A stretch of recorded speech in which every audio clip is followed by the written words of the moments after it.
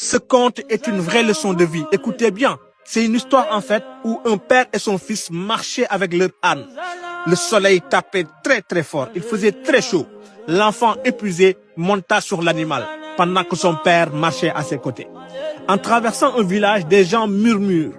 Mais regardez ce gamin, il se laisse porter pendant que son vieux père marche, mais quel manque de respect. Le père, en fait, ayant entendu ça, il était très gêné. Il décide en tout cas d'échanger les rôles. Le père monte cette fois-ci sur l'âne. L'enfant, lui, descend et marche à côté. Dans le village suivant, en fait, d'autres personnes font des remarques. Mais quel genre de père fait marcher son enfant pendant qu'il est tranquillement installé sur l'âne? Honte à lui. Alors, en fait, le père ayant encore entendu ça, il décide de descendre tous les deux. Ils marchent côte à côte, tenant l'âne par la bride. Mais là encore, des moqueries ont survécu dans l'autre village où les gens disaient « ils ont un âne et ils le laissent vide.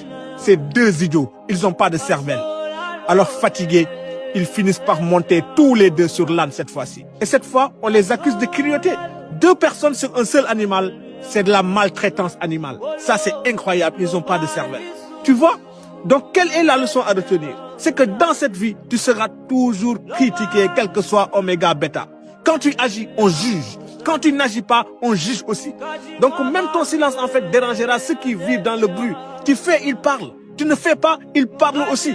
Tu marches trop vite, on dira que tu cours après le succès. Tu marches lentement, on dira que tu n'avances pas. Tu souris trop, on dira en fait que tu caches quelque chose. Tu souris peu, on dira que tu es froid. C'est-à-dire, quel que soit Oméga, ils trouveront quelque chose à dire. Donc, à la fin, en fait, tu te rends compte que ce monde ne sait pas aimer sans critiquer.